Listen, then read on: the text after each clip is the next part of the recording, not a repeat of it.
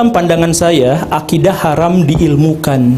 Dalam pandangan saya. Jadi ini ya, karena kita tidak mungkin bisa membincangkan sesuatu tentang Tuhan. Ya. Nah, kalau misalkan tadi ada penelitian bahwa kalau misalkan laki-laki itu justru umurnya 30 tahun, ya ini membenarkan statistik yang tadi bahwa statistik itu adalah umur 25 sampai 30 tahun.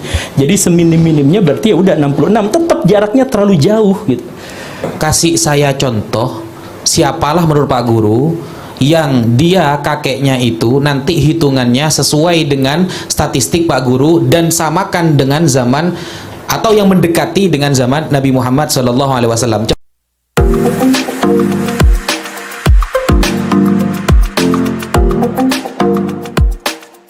Coba ini tolong dikonfirmasi, saya hanya ngambil dari internet karena saya tidak memiliki akses terhadap manuskrip dari Rabi'atul Alawiyah. Ini saya ambil kecil sekali ya. Tapi gak apa-apa lah. Saya tunjukkan aja nanti secara ini ya. Ambil lihat di belakang bisa itu. Nah, iya ini kelihatan ya. Dari sini kelihatan. siap. Nah, ini adalah nasab dari silsilah dari Pak Habib Rizik yang karena saya hanya bisa menemukan yang dari sini.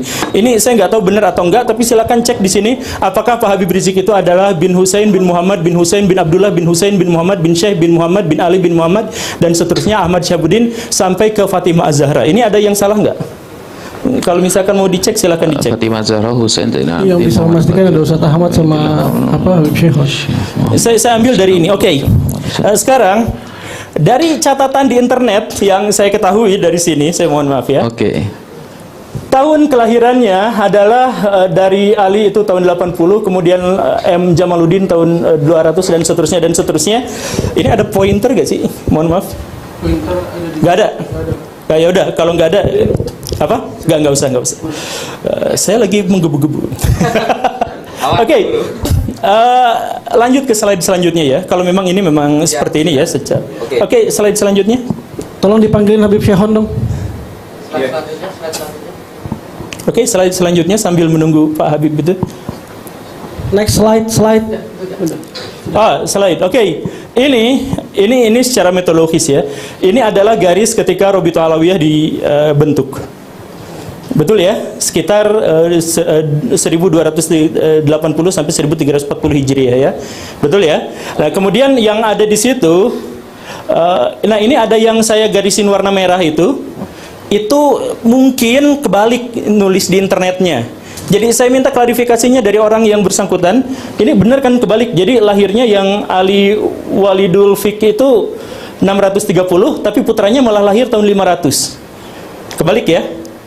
Ini yang sudah beredar di internet. Jadi saya yakinkan itu kebalik, nggak apa-apa lah. Anggaplah semoga di kitab nasabnya juga memang tidak terbalik. Tapi makanya saya merahin dan saya anggap itu mungkin salah cetak aja lah ya. Yang tulis siapa itu di internet? Ya itu, makanya saya minta klarifikasi di sini ada nggak? Karena saya dapatnya dari internet gitu. Dan nggak pakai tahun. Nggak pakai tahun. Nggak pakai tahun. Oke. Jadi ada nggak yang bisa mengkonfirmasi? Kalau misalkan ini Bisa. Kita panggilkan Maktab Daimi sekarang. Oke. Ketua Maktab Daimi. Kalau silsilahnya tidak bisa, tapi kalau dengan tahunnya enggak. Oke. Tapi ini soalnya beliau sudah sampaikan dari awal, ini dari internet. Ya, ini makanya saya minta ada orang di sini yang bisa mengkonfirmasi apakah ini benar atau salah gitu. Karena saya menemukan di sini ada kejanggalan-kejanggalan, makanya saya merahin itu. Saya yakin ini dari nasabnya pasti keliru ini. Nasabnya nggak mungkin kayak gini, itu di internetnya disampaikannya mungkin salah gitu. Tapi ini dari pihak Pak Habib Rizik kalau nggak salah. Ditampilkan ini nasab saya gitu, tapi saya juga nggak bisa mengkonfirmasi, jadi sudah saya tunggu aja.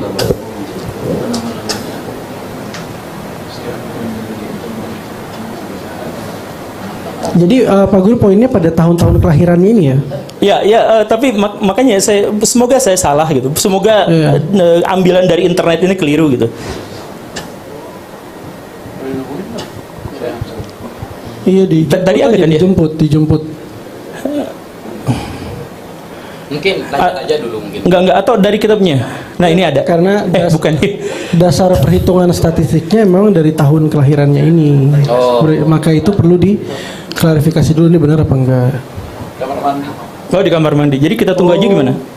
Enggak apa-apa.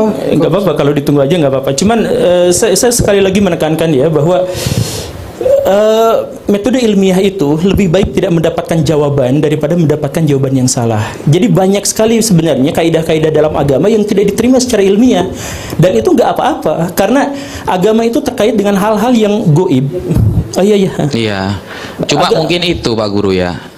Jadi konsep ilmiah yang disampaikan Pak Guru itu memang berbeda lah. Intinya gampangannya kita katakan berbeda. Karena begini Pak Guru, memang Pak Guru tadi mengatakan bahwa al-hawasus salimah, panca indera itu memang metode yang paling bawah. Tetapi ternyata saya lihat tadi memang statement dari Pak Guru selalu mengarah kepada panca indera, padahal itu metode yang paling bawah. Saya pengen mendengarkan mungkin dengan selain metode indrawi, apa yang menurut Pak Guru itu ilmiah. Ya makanya gini nih, metode indrawi itu paling bawah, makanya kita mulai dari situ. Kalau dari situnya aja sudah salah atau sudah gagal, tidak bisa membuktikan, ya udah selesai, kita nggak bisa loncat pada level berikutnya. Jadi misalkan gini, siapa di sini yang bisa membuktikan bahwa matahari itu ada? Ya Ada kita kan? sendiri dengan Kita bisa melihatnya, Ya. indrawi kan? Indrawi. Nah, apakah warnanya seperti itu? Ternyata ada metodologi lain yang menjelaskan bahwa apa yang kita indra selama ini tidak sama dengan yang sesungguhnya.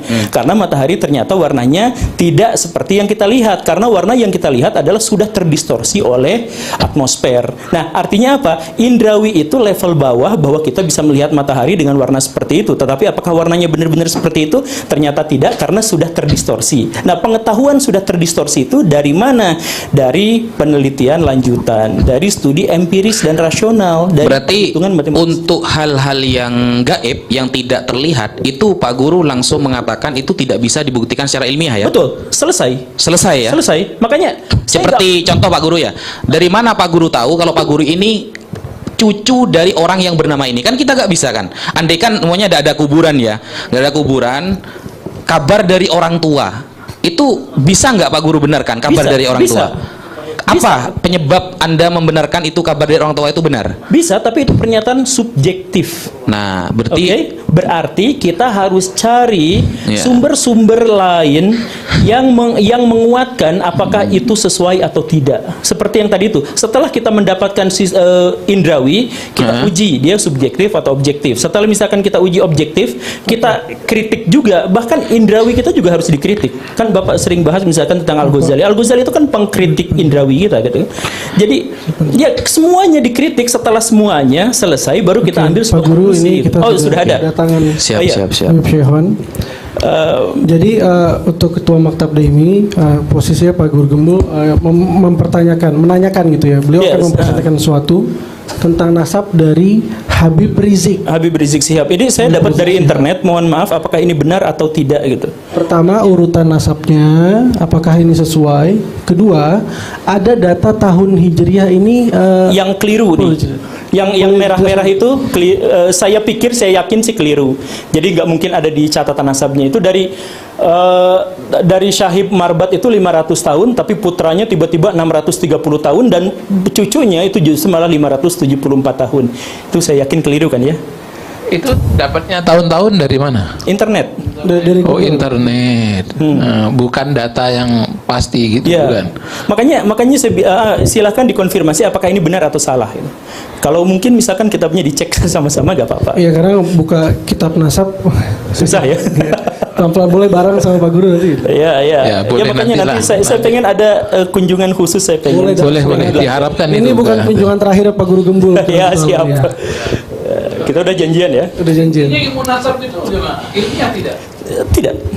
Historiografi tradisional. Juga tidak. Apa?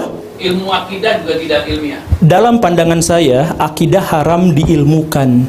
Dalam pandangan saya. Jadi ini Ya, karena kita tidak mungkin bisa membincangkan sesuatu tentang Tuhan. Ya.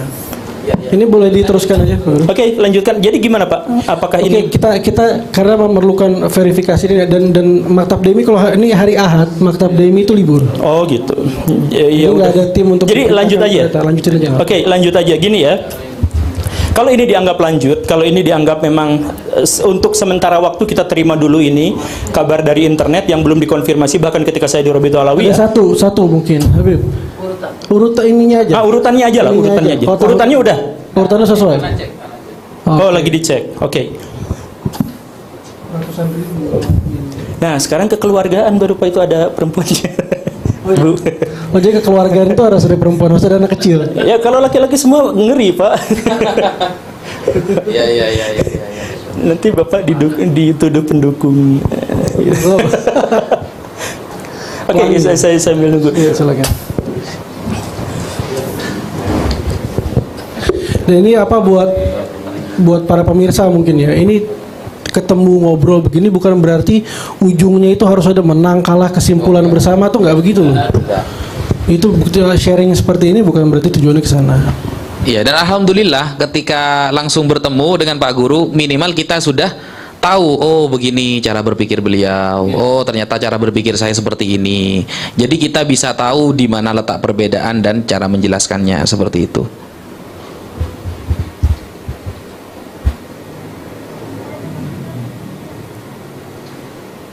Kalau untuk kirimin dari awal ini kita cekin dulu. Iya, coba kemarin Oh, itu ya? kirim Iya. tadi malam kah? Saya cek dulu. Cekin dulu jadi nggak perlu waktu lama. Agar lebih objektif. Iya, karena beliau buka data nasab kan. Harus Soalnya cek. ini dadakan nih.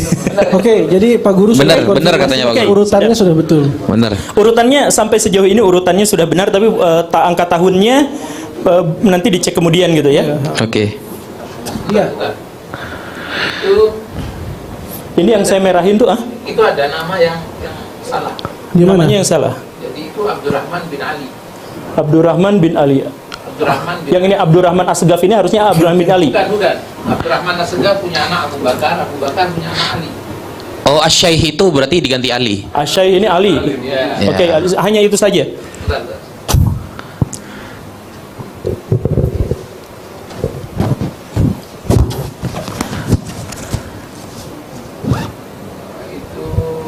Itu nama Sum'ah itu Muhammad. Yang mana? Ya, ada apa? Itu Nggak apa-apa. Julukannya. Oh, nama julukan. Tapi benar julukannya ini. Biasa. Oh, iya, oke. Itu nama daerah. Ya. Lanjut Pak Guru. Cetakin dulu. Oh, ini. Oh, ini. Nah, iya. Siap. Lanjut. Oke, saya berprasangka baik saja bahwa catatan ini memang sejak awal salah gitu. Jadi yang bukan sejak awal salah, yang nulis di internetnya itu ini salah nih. Karena dia lahir tahun 630, kemudian anaknya malah 500, kemudian anak berikutnya itu sama 600. Ini makanya saya merahin, saya tidak masukkan ini sebagai argumentasi. Tapi coba misalkan ini adalah salah satu dari nasab yang bisa saya akses di internet ya. Di sini ada angka tahun 200, tahun 240, tahun 260, tahun 320 dan seterusnya sampai yang merah ini. Tapi yang merah tidak saya ikutin, tapi yang di sini aja. Di sini secara statistik ini sangat-sangat tidak mungkin. Ini statistiknya ya. Jadi kalau misalkan saya jelasin gini. Kalau saya tunjuk random orang yang ada di sini, siapa yang lahirnya, atau misalkan kita tunjuk random aja orang banyak gitu ya. Kita tunjuk siapa, saya akan tunjuk satu orang gitu. Maka peluangnya, probabilitasnya saya menunjuk orang yang lahir di tahun yang belakangnya genap puluhan, itu 1 berbanding 10 kemungkinannya. Itu pasti secara statistik begitu. Iya kan? Jadi saya tunjuk aja sembarang orang di sini, misalkan di kerumunan orang dari anak kecil sampai orang dewasa, kemungkinannya itu pasti 1 berbanding 10 karena angka memang cuma 1 berbanding 10, 1 sampai 10 gitu kan, atau 0 sampai 9. 1 berbanding 10. Nah, tapi kalau misalkan ada tertulis 200, 400, 6 dan seterusnya sampai ke bawah, ini sampai 1 2 3 4 5 6 7 8 9, ada 9, artinya apa?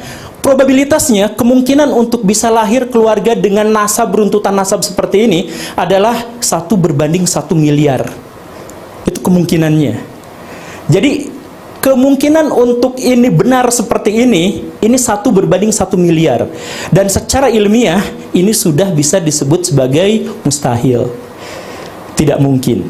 Dan yang luar biasanya adalah setelah ini saya coret, padahal ini juga sebenarnya masuk kategori. Nah, di sini ada faqih muqaddam, itu beda sendiri. Angkanya tidak sama seperti yang lain, tapi ini 574. Benar-benar akurat sampai ke 4-4-nya. Kenapa? Karena beliau tercatat sungguhan. Yang lain mungkin an. Oke, kita lanjut lagi. Di sini balik lagi setelah ini kan Pak Abu Bakar Asyakran ini. Coba slide berikut saya mohon maaf. Yang megang ini di slide berikutnya. Nah, udah. Nah, Faqih Muqaddam itu saya sebutkan di sini baik-baik saja, tidak jadi masalah. Kemudian di sini ada masalah lagi. Nah, penulisan menurut Pak Kiai Imaduddin, masalahnya tuh di sini, masalahnya. Saya tidak bisa mengkonfirmasi karena saya tidak pernah bertemu dengan beliau. Cuman di sini ini adanya angkanya tidak nol genap belakangnya itu. Menunjukkan apa? Beliau memang benar-benar menuliskannya.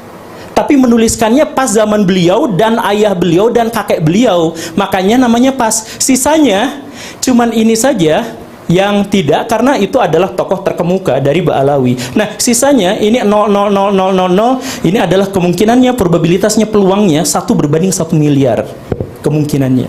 Dan ini coba kita cek dengan yang di atas. Ini yang ditulis bukan hanya dari dalam klan Ba'alawi, tapi dari semua. Dari semua catatan sejarah juga, nama Ja'far Shadiq, kemudian putranya, kemudian Muhammad Al-Baqir dan seterusnya, ini tidak.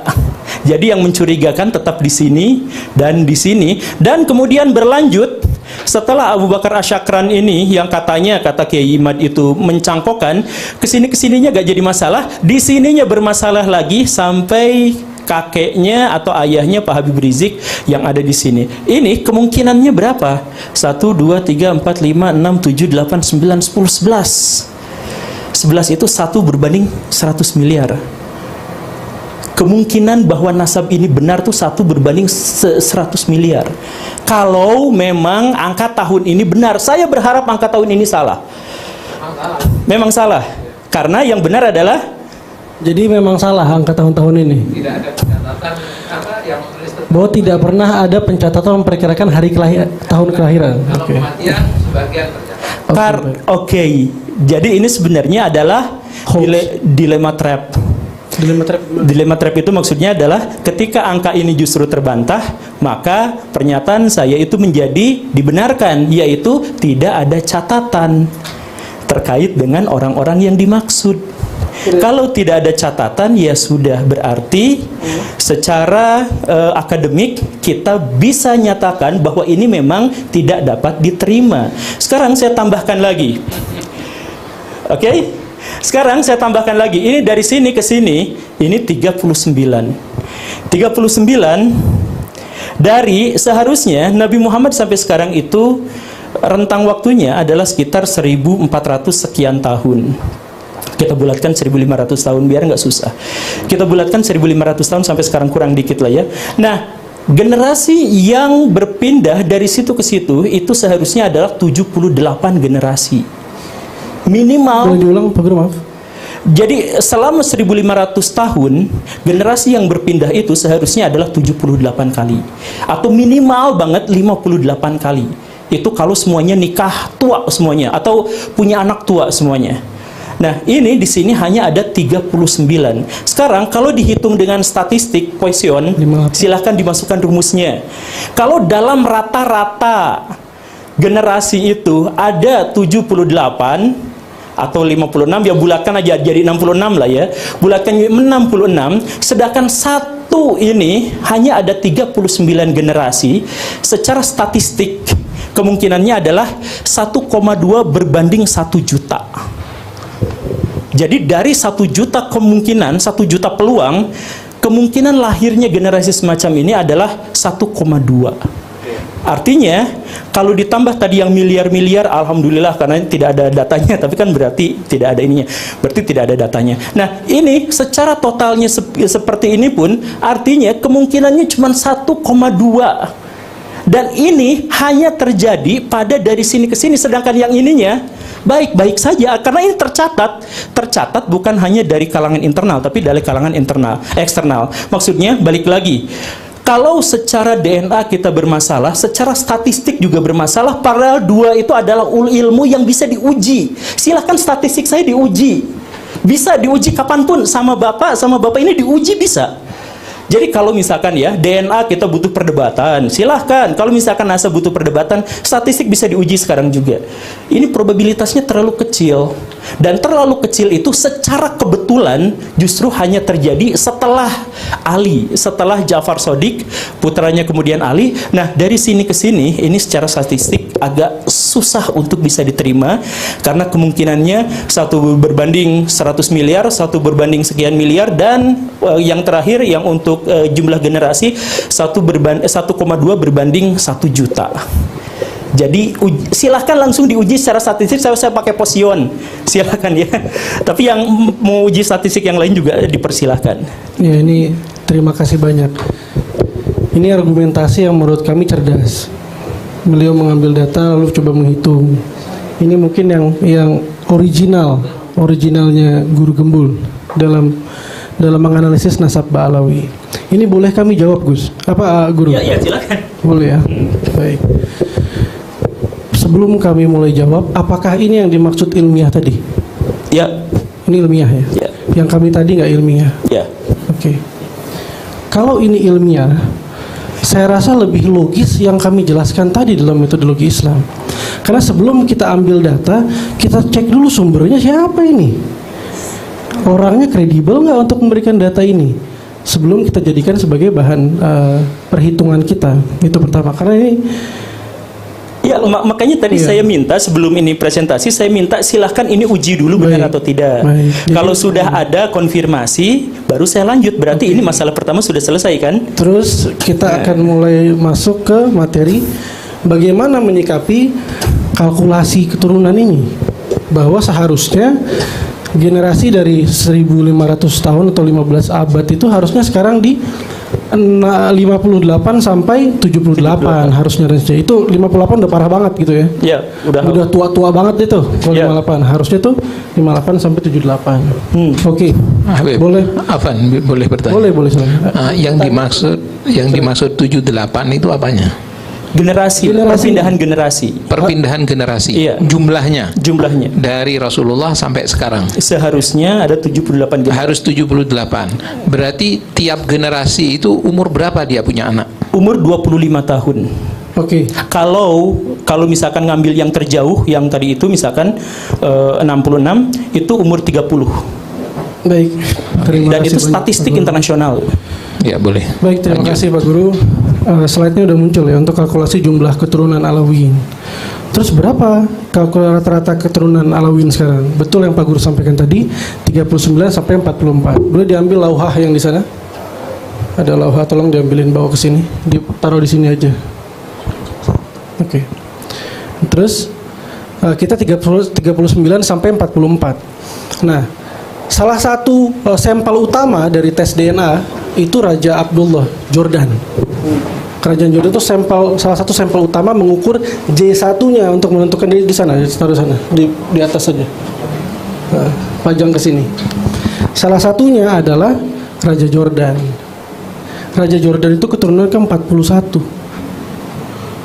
Ya, Raja Jordan 41. Kalau dia diragukan, itu DNA J1 diragukan semua. Karena dia sampel utama. Raja Jordan generasi ke-41. Ada lagi yang diakui sama kubunya Kiai Imad juga, nasab Syekh Jamil Halim Al-Husaini. Ini beliau bukan dari Ba'alawi, beliau di 40. Beliau sekarang di 40 generasinya. Saya pakai catatan saya dari Maktab Daimi, saya ke 42. Gus Wafi keberapa? Gus Wafi nah itu tahun itu. Enggak bercanda. Nasab Raja Maroko diakui juga sama banyak pihak, seluruh pihak, keturunan ke-40. Al-Ahdal Al-Mahdali 43, 44. Ada yang 38, 37 malah lebih mengerikan lagi dari Habib Rizik ini. 38, 37. Khalil Al-Musawi di tahun 1935 tercatat urutan ke-35 dia. Kalau ditambah 45 generasi ke sekarang, berarti generasi sekarangnya 39 atau 40. Masih mengerikan nih secara statistik. Rifai, Al-Balkhi. Jadi yang dibatalkan banyak sekali. Betul. Dengan metode ini. Lalu bagaimana cara kita melihat fenomena seperti ini? Kalau kita hitung. Karena semuanya menggunakan metodologi nasab yang sama. Iya, kita jawab sampai lengkap dulu insya Allah. Nah, ada average 42, 43, 41 sebagai average. Ada juga memang dia yang di luar dari itu, bahwa dalam normal distribution mungkin ada yang dia keluar dari average itu. Dia bisa mungkin 36 sendiri atau dia 49 sendiri di luar dari average data yang dikolek secara umum. Betul. Terus apa faktor-faktor yang mempengaruhi? Memang banyak. Seperti misalnya saya punya paman itu, ibu saya sendiri itu anak ke-7 perempuan.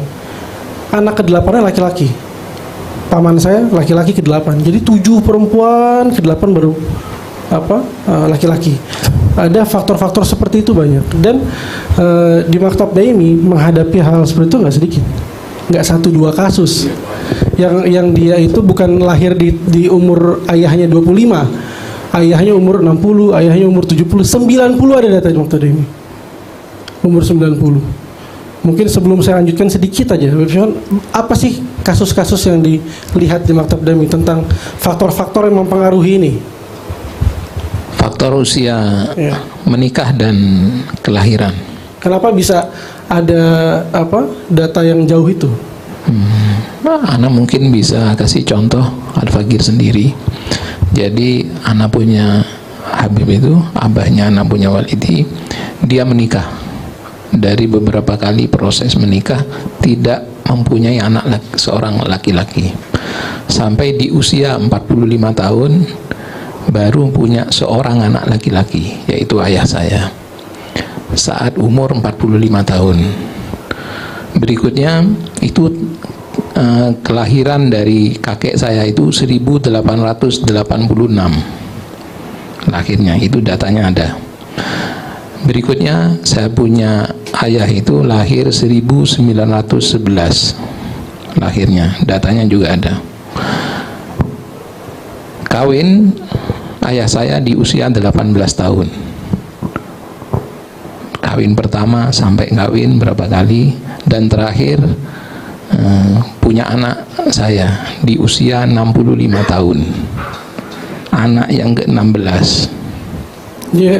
Itu. Bahwa ketua Maktab Daimi kita anak ke-16 dilahirkan ketika usia ayahnya 65 tahun. 65 tahun. 65 tahun. Dari tahun 1911 pada tahun 1976 memiliki anak saya.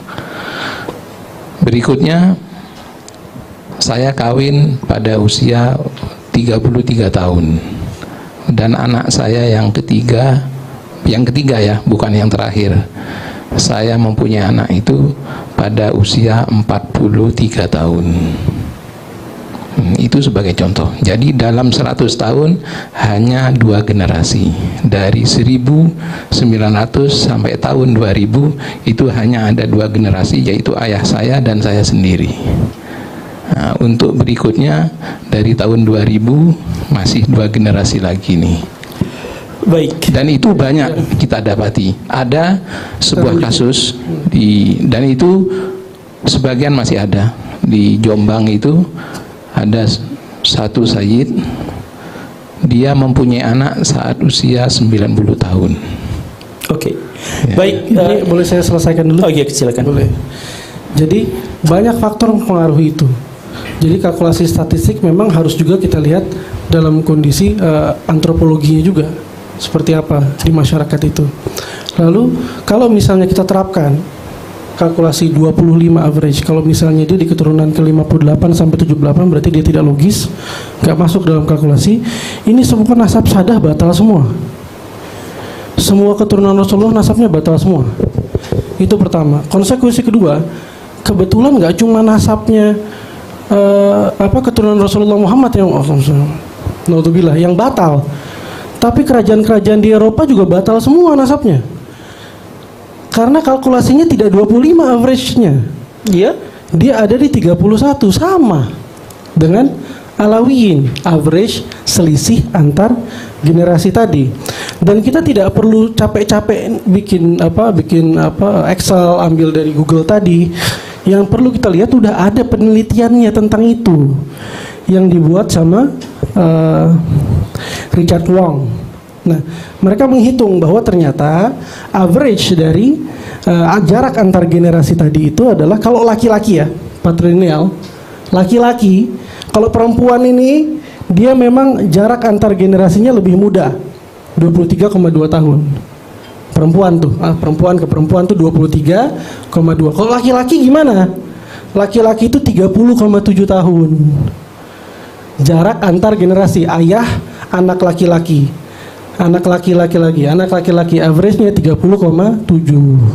Sudah ada yang hitung ilmuannya, saya rasa. Dan kebetulan kalkulasi ini sama dengan Alawiyyin, sama dengan kerajaan-kerajaan di Eropa. Sudah ada kalkulasi ilmiahnya, saya rasa ini lebih relevan untuk dijadikan rujukan. Baik, saya ya. Jadi gini, kasuistik tidak bisa membantah statistik gitu. Jadi Gus Rumel juga sempat ngomong, keluarga saya juga nggak kayak gitu. Selamat datang Gus, saya nungguin sebenarnya. Oh iya, ada Gus Rumel hadir ini, baru hadir. Cuman waktu saya nggak lama ini berapa. Tapi gini, nantilah masuk di channel saya Pak. Karena saya pengen dapat uangnya itu.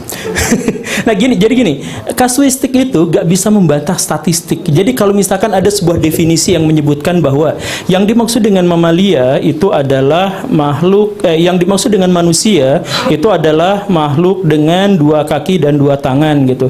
Itu gak bisa dibatalkan dengan saya tangannya cuma 1 kok, ya gak bisa, karena itu adalah kasuistik itu. Jadi itu adalah orang per orang. Terkait dengan banyak kok yang seperti itu, ya kita tunggu datanya sebenarnya. Nah kalau misalkan tadi ada penelitian bahwa kalau misalkan laki-laki itu justru umurnya 30 tahun, ya ini membenarkan statistik yang tadi, bahwa statistik itu adalah umur 25 sampai 30 tahun. Jadi seminim-minimnya berarti ya udah 66, tetap jaraknya terlalu jauh gitu. 66 tetap jaraknya terlalu jauh dari 39 gitu. Mungkin Pak Guru, kasih saya contoh, siapalah menurut Pak Guru yang dia kakeknya itu nanti hitungannya sesuai dengan statistik Pak Guru dan samakan dengan zaman atau yang mendekati dengan zaman Nabi Muhammad SAW. Contoh begini, karena begini Pak Guru, ketika Pak Guru memiliki data ya hitungan sendiri, sedangkan kita sudah menerapkan beberapa penelitian yang orang-orang yang sudah kredibel. Itu penelitiannya membenarkan saya. Lah enggak, maksudnya begini, secara hitungan Pak Guru ternyata iya beberapa, tunggu dulu Beb. Iya bentar dulu Beb. Saya pengen contoh dulu dari Pak Guru Gembul. Pengen contoh dari Pak Guru, ada nggak? Oh ini loh, ternyata keturunan raja ini dia hidup di zaman ini, setelah dihitung ternyata 78. Satu saja mungkin contohkan, mungkin ada Pak Guru. Selama menggunakan metode nasab seperti itu tidak ada. Tidak apa-apa. Saya ini ngitung gitu ya. Kalau dari Hijriyah aja, dari kita sekarang 1444 Hijriah, hitung dari Hijriah lah, dari hijrah ya. Iya. Ke sekarang itu kita bagi dengan data dari jurnal tadi 30,7 ya, saya genapkan 31. 1444 dibagi 31 hasilnya 46. Saya 42 misalnya. Jauh sekali ke 66 atau ke 78 gitu. Itu apa? 20 sampai 25 patokannya. Itu tidak mutlak semua orang pakai itu. Iya. Yang ada 3 generasi per 100 tahun atau 30. Itu kan kaidah Ibnu Khaldun yang mengatakan bahwa per 100 tahun 3 generasi. Alawiyyin sesuai dengan itu. Kerajaan-kerajaan di Eropa sesuai dengan itu, sesuai dengan kaidah Ibnu Khaldun, sesuai dengan kalkulasi ilmiah. Lalu kami mau tanya sekarang, 66 itu gimana ngitungnya? Per 1000 tahun itu ada 40 generasi. Per 1000 tahun. Per 500 tahun itu berarti 20 generasi. Per 100 tahun berarti berapa? Sekitar 4 generasi. Ya, 3 atau 4 generasi. Itu sekitar segitu. Nah, ini kita bisa cek pada data pribadi masing-masing aja. Nggak, kalau misalkan ditanyakan contoh, ya sudah, contohnya adalah saya gitu, orang tua saya. Tapi kan itu contoh per contoh gitu. Maksudnya gini Pak Guru, ketika Pak Guru membawakan sebuah statement tadi bahwa nasabnya Habib Rizik ini seharusnya kalau menghitung dengan cara Pak Guru kan 70-an. Ternyata kenyataannya 79. Mungkin Pak Guru 39. Punya satu, ya 39. Mungkin Pak Guru punya contoh, ini loh keturunan raja ini hidup di ini, ternyata setelah dihitung 76. Satu saja saya punya contoh. Gak ada. Karena menggunakan nasab yang sama. Statistiknya yang salah berarti. Bukan statistiknya yang kalau gak ada contohnya sama sekali kan biar berarti. Saya minta untuk audiens tidak masuk ke dalam diskusi. Menahan diri tidak. Makanya kita bikin Karena menggunakan nasab yang sama. Iya kan, raja yang tadi juga menggunakan nasab yang sama kan? iya, jadi ini saya rasa kami menghargai bahwa pertama begini loh, ini penting. Bahwa ketika seseorang mengkritisi, menguji nasab Pak Alawi itu membuka pintu-pintu ilmu. Kita nggak mendalami kalau nggak Pak Guru menanyakan itu. Dan salah satu kalkulasi ini dengan statistik ini adalah upaya kritik yang luar biasa menurut saya. Karena ini baik sekali menghitung secara statistik. Lebih enak sebetulnya kita ngelihat yang kayak begini ilmiah ya dibanding yang maaf. Ya gini, saya rasa itu. Baik, ada tambahan mungkin. Ini sudah jam 1:10. Ini Pak Guru menyita waktu saya undangan. Loh. Ya tapi silakan Baraya semuanya uji masing-masing. Jadi ini di sini memang ada kesulitan sedikit tentang kita masih terbiasa dengan metodologi nasab, sedangkan saya justru secara dekonstruktif menjelaskan bahwa tradisi nasab itu adalah tidak memenuhi kategori atau tidak memenuhi karakteristik dari ilmu ilmiah. Nah, tapi ya karena sekarang waktunya memang sudah habis. Cuman, nah ini ada Gus Rumail, nanti kapan-kapan kita diskusi di channel saya dan sama Gus Wapi nanti bahas di ini. Jadi sebenarnya itu yang statistik itu saya hanya menegaskan bahwa salah satu contoh. Kalau misalkan kita tes dengan metodologi yang lain, maka nasab ini menjadi sesuatu yang dipertanyakan.